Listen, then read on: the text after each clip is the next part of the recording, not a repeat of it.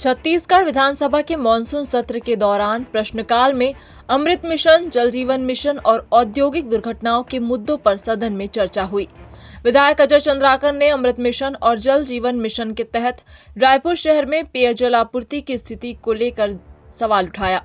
उन्होंने योजनाओं की प्रगति, जल आपूर्ति व्यवस्था और नागरिकों को हो रही समस्याओं पर सरकार से जवाब मांगा। इस पर लोक निर्माण एवं नगरीय प्रशासन मंत्री अरुण साव ने सदन को जानकारी देते हुए कहा कि रायपुर में जल आपूर्ति व्यवस्था को सुदृढ़ करने के लिए विभिन्न परियोजनाओं पर कार्य किया जा रहा है और अमृत मिशन और जल जीवन मिशन के तहत स्वीकृत कार्यों को चरणबद्ध तरीके से पूरा किया जा रहा है।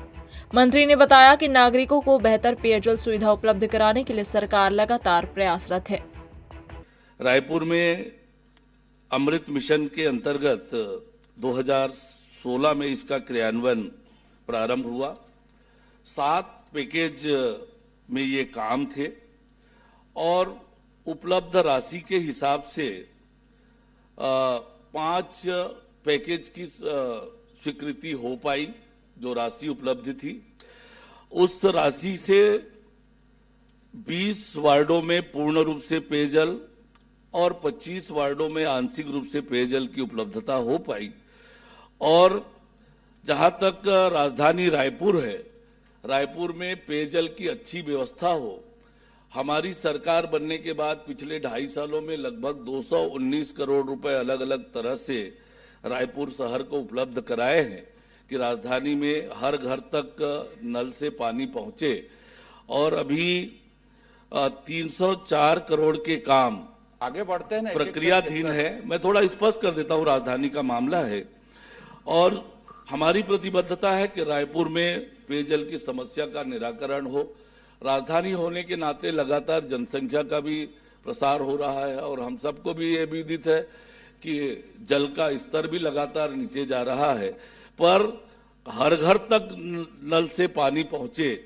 रायपुर शहर में 3,42,000 आवास चिन्हित हैं और 2,21,000 आवासों तक नल के कनेक्शन के माध्यम से शुद्ध पेयजल पहुंच रहा है।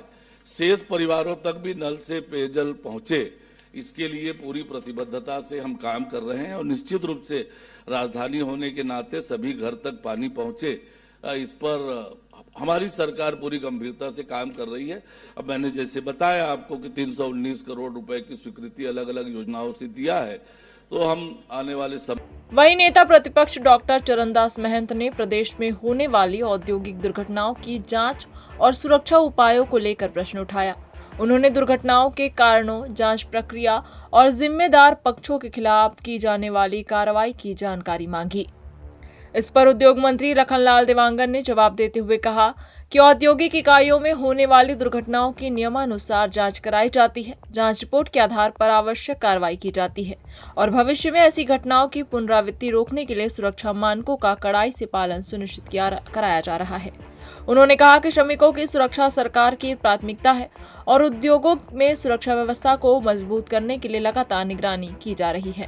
भंडारण संबंधी नियम 1989 के प्रावधान के अनुसार अति खतरनाक श्रेणी के कारखानों में प्रत्येक 2 वर्षों में एक बार बाह्य एजेंसी से तथा प्रत्येक वर्ष में आंतरिक रूप से सेफ्टी कराए जाते हैं।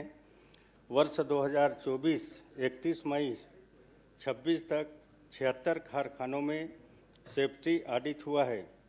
32 प्रदेश के 32 अति कारखानों श्रेणी कारखाने स्थित हैं।